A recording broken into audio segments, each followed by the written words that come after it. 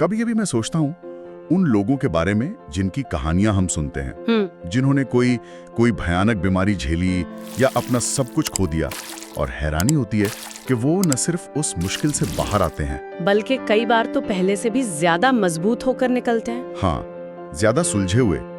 ये होता कैसे है? यही सवाल मतलब आज की पूरी चर्चा का केंद्र है।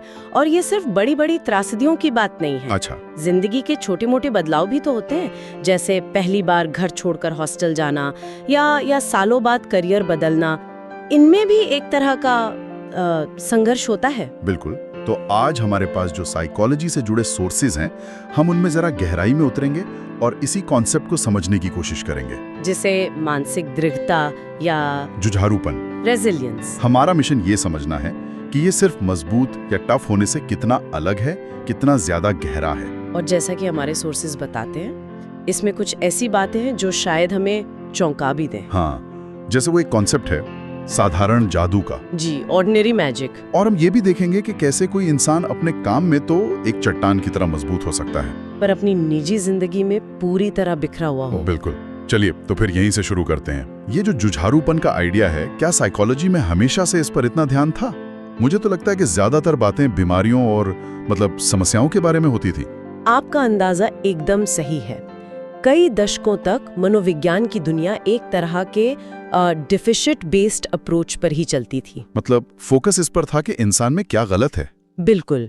2 विश्व युद्धों का असर था, सिगमंड फ्रॉइड जैसे विचारकों का प्रभाव था, तो सारा जोर दुख, ट्रॉमा और कमजोरियों को समझने पर ही लगा रहा। अच्छा। रिसर्च पेपर्स भरे पड़े थे कि इंसान क्यों टूटता है, लेकिन इस बार बहुत कम बात होती थी कि वो वापस जुड़ता कैसे है। सही कहा। मतलब डॉक्टर बीमारी का इलाज तो ढूंढ रहे थे, पर सेहत का राज क्या है, इस पर कम ध्यान था। फिर जैसा कि हमारे स्रोत बताते हैं, 90 के दशक के आखिर में एक बड़ा बदलाव आया। मार्टिन सेलिगमैन जैसे मनोवैज्ञानिकों ने कहा, एक मिनट, हम तो आधी कहानी ही देख रहे हैं। और उन्होंने पॉजिटिव साइकोलॉजी की नींव रखी। जी, सवाल लोग क्यों टूटते हैं से बदलकर लोग सफल क्यों होते हैं हो गया। ध्यान क्या गलत है से हटकर क्या सही है पर आने लगा। और इसके उदाहरण तो हमारे चारों तरफ हैं। अनगिनत है। हमारे स्रोत महान गणितज्ञ श्रीनिवास रामानुजन का जिक्र करते हैं। सोचिए, एक इंसान जिसके पास कोई फॉर्मल ट्रेनिंग नहीं, गरीबी, बीमारी, हाँ, जो भयानक गरीबी और खराब सेहत से जूझ रहा है, वो गणित के ऐसे सिद्धांत दे जाता है जो आज भी वैज्ञानिकों को हैरान करते हैं। या फिर चार्ली चैपलिन। उनका बचपन लंदन की सड़कों पर बेइंतहा गरीबी में गुजरा। उस अंधेरे से निकलकर वो आदमी पूरी दुनिया को हंसाने की वजह बन गया। ये जुझारूपन यही है, भयानक चुनौतियों के बावजूद सकारात्मक रूप से ढलने और आगे बढ़ने की क्षमता। ठीक है, परिभाषा तो समझ में आ रही है, लेकिन यहाँ एक आम धारणा है। जब हम किसी जुझारू इंसान के बारे में सोचते हैं तो लगता है वो कोई सुपर हीरो है, जिसे कोई दर्द नहीं होता। हाँ, जिसे कोई तकलीफ नहीं होती। क्या इसका मतलब अजेय होना है, इनविंसिबल? ये इस कॉन्सेप्ट से जुड़ी सबसे बड़ी गलतफहमी है और हमारे स्रोत इस पर बहुत जोर देते हैं। अच्छा। जुझारूपन का मतलब अभेद्यता, मतलब इनवल्नरेबिलिटी बिल्कुल नहीं है। ये कोई कवच नहीं है।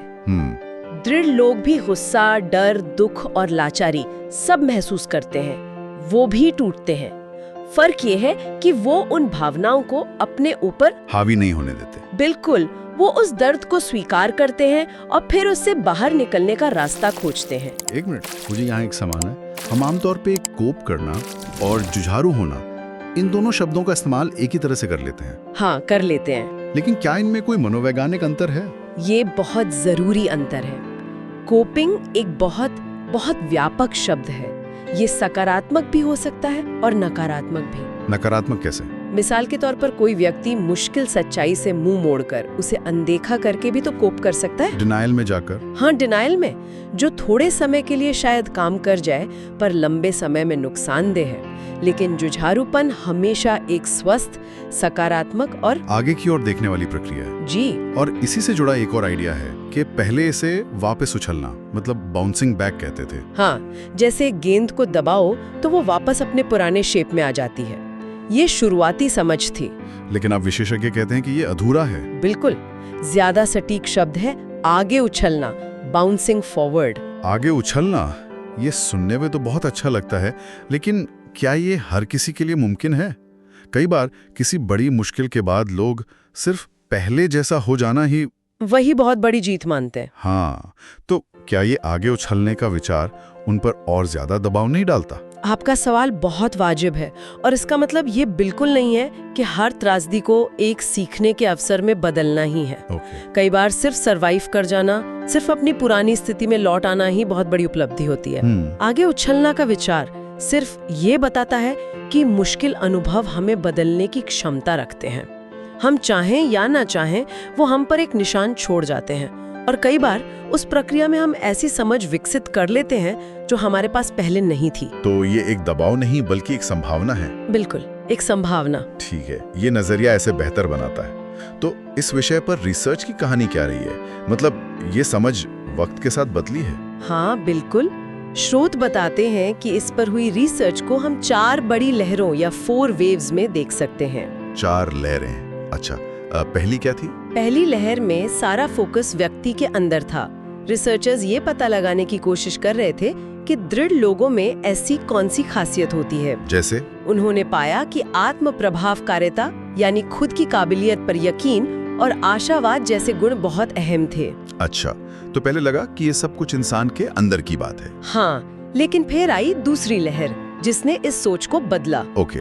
वैज्ञानिकों ने महसूस किया कि कोई भी इंसान अकेले नहीं होता। उसका जुझारूपन सिर्फ उसके अंदर के गुणों पर नहीं, बल्कि उसके वातावरण पर भी निर्भर करता है। परिवार, दोस्त, समाज। बिल्कुल। एक मजबूत सपोर्ट सिस्टम किसी भी अंदरूनी गुण से ज्यादा ताकतवर हो सकता है। ये तो समझ आता है। और इसके बाद? तीसरी लहर प्रैक्टिकट हो गई।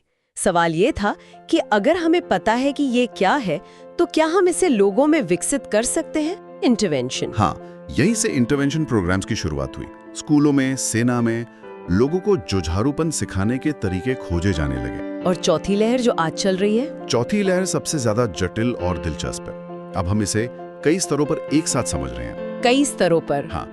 न्यूरोसाइंटिस्ट ये देख रहे हैं कि तनाव के दौरान दृढ़ लोगों के दिमाग में क्या अलग होता है। समाजशास्त्री देख रहे हैं कि सामाजिक नीतियां कैसे असर डालती हैं। ये एक होलिस्टिक अप्रोच है। ये सब समझने के लिए हमारे स्रोतों में 2 शब्दों का बार-बार जिक्र आता है। जोखिम कारक और सुरक्षात्मक कारक। हाँ। ये क्या है? ये जुझारूपन के समीकरण के 2 सबसे अहम हिस्से हैं। पहले बात करते हैं जोखिम कारकों की, मतलब रिस्क फैक्टर्स। ठीक है। ये वो हालात या घटनाएं हैं जो किसी के लिए नकारात्मक नतीजों की आशंका बढ़ा देती हैं, जैसे गरीबी, परिवार में हिंसा, भेदभाव का सामना करना, ये सब। और यहीं पर वो संचयी जोखिम मतलब क्यूमुलेटिव रिस्क का आइडिया आता है ना? हाँ, और ये बहुत महत्वपूर्ण है। इसका मतलब है कि जोखिम कारक वो जुड़ते जाते हैं। अच्छा। एक जोखिम शायद आप झेल जाएं, लेकिन जब कई जोखिम एक साथ आ जाएं, तो उनका असर कई गुना बढ़ जाता है। और फिर सिक्के का दूसरा पहलू है सुरक्षात्मक कारक। हमारी ढाल, प्रोटेक्टिव फैक्टर्स, ये वो चीजें हैं जो जोखिम कारकों के असर को कम करती हैं। ओके। इन्हें भी हम 2 तरह से देख सकते हैं।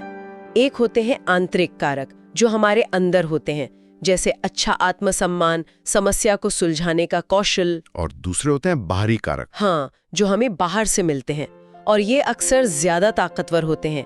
एक प्यार करने वाला परिवार, सपोर्टिव दोस्त, एक अच्छा स्कूल। और यहाँ भी वो संचयी वाला सिद्धांत काम करता होगा। बिल्कुल, संचयी सुरक्षा। आपके पास जितने ज्यादा सुरक्षात्मक कारक होंगे, आपकी ढाल उतनी ही मजबूत होगी। ये जोखिम और सुरक्षा वाले फैक्टर्स का ढांचा तो समझ आ गया, लेकिन असल जिंदगी में ये इतना सीधा नहीं होता होगा। मतलब कई बार हम किसी को देखकर सोचते हैं कि वो बहुत मजबूत है, पर शायद कहानी कुछ और ही हो। आप एक बहुत ही अहम मुद्दे पर आ गए हैं, और यहीं से जुझारूपन की कुछ चौंकाने वाली सच्चाइयां सामने आती हैं। अच्छा।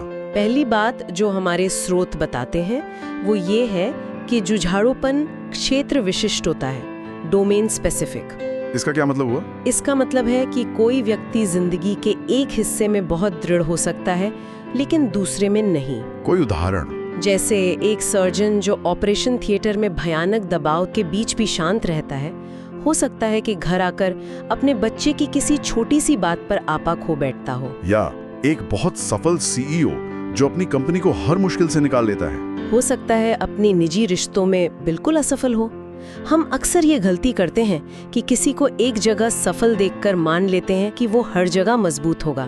पर ऐसा जरूरी नहीं है। नहीं है। ये तो बहुत गहरी बात है। ये हमें लोगों को एक इंसान के तौर पर देखने के लिए मजबूर करती है। अच्छा, उन लोगों के बारे में क्या जो हर जगह हर वक्त मजबूत दिखते हैं? और आपका ये सवाल हमें दूसरी चौंकाने वाली सच्चाई पर ले आता है, जिसे कहते हैं आभासी दृढ़ता, अपैरेंट रेजिलियंस। आभासी दृढ़ता। हाँ, ये एक बहुत ही गंभीर चेतावनी है। मनोवैज्ञानिक सुनिया लूथर ने एक बहुत दिलचस्प शोध किया। उन्होंने ऐसे अमीर और सफल परिवारों के किशोरों पर अध्ययन किया जहां बच्चों पर सफल होने का बहुत ज्यादा दबाव था। बाहर से देखने पर ये बच्चे एकदम परफेक्ट थे, अच्छे ग्रेड्स, स्पोर्ट्स में आगे। हाँ, सबको लगता था कि ये बच्चे तो बहुत ही दृढ़ और सफल हैं। लेकिन असलियत कुछ और थी। बिल्कुल। जब लूथर ने गहराई से उनकी मनोवैज्ञानिक जांच की तो पता चला कि उनमें डिप्रेशन, चिंता और नशीली दवाओं के इस्तेमाल की दर बहुत ज्यादा थी। क्या? कई मामलों में तो गरीब बस्तियों में रहने वाले बच्चों से भी ज्यादा। वो बाहर से तो सब कुछ ठीक कर रहे थे, पर अंदर ही अंदर टूट रहे थे।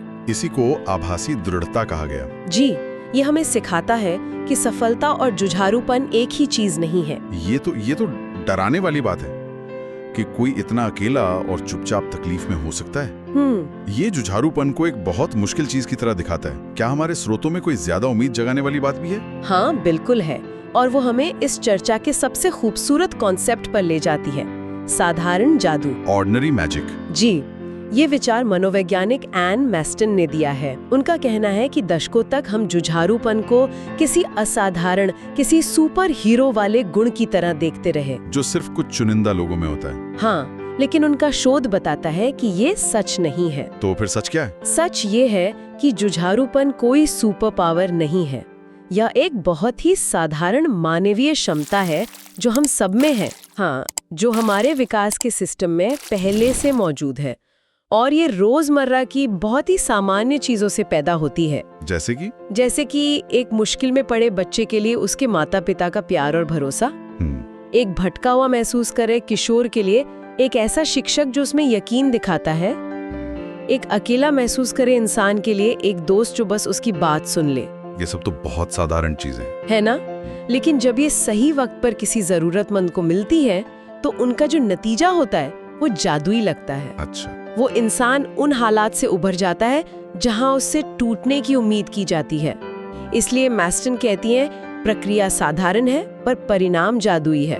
वाह, मतलब आप कह रही हैं कि जुझारूपन किसी हीरो की अंदरूनी शक्ति नहीं, बिल्कुल, बल्कि एक बच्चे को सही वक्त पर मिले एक अच्छे टीचर का नतीजा हो सकता है। बिल्कुल। ये तो पूरी जिम्मेदारी समाज पर डाल देता है, सिर्फ व्यक्ति तो नहीं। हाँ, आपने बिल्कुल सही पकड़ा। अब बात करते हैं कि ये सब भारतीय संदर्भ में कैसा दिखता है। हाँ, ये जरूरी है। हमारे स्रोतों में गुजरात भूकंप और उड़ीसा के सुपर साइक्लोन के बाद हुए अध्ययनों का जिक्र है। इन त्रासदियों के बाद शोधकर्ताओं ने पाया कि लोगों को उभरने में मदद करने वाला सबसे बड़ा कारक उनका सामाजिक ताना बाना था, परिवार, पड़ोसी और समुदाय। लेकिन हमारे यहाँ परिवार की भूमिका थोड़ी जटिल भी तो है। हाँ, और यही भारतीय अध्ययनों में एक बहुत दिलचस्प बात सामने आई है, परिवार की दोहरी भूमिका। दोहरी भूमिका।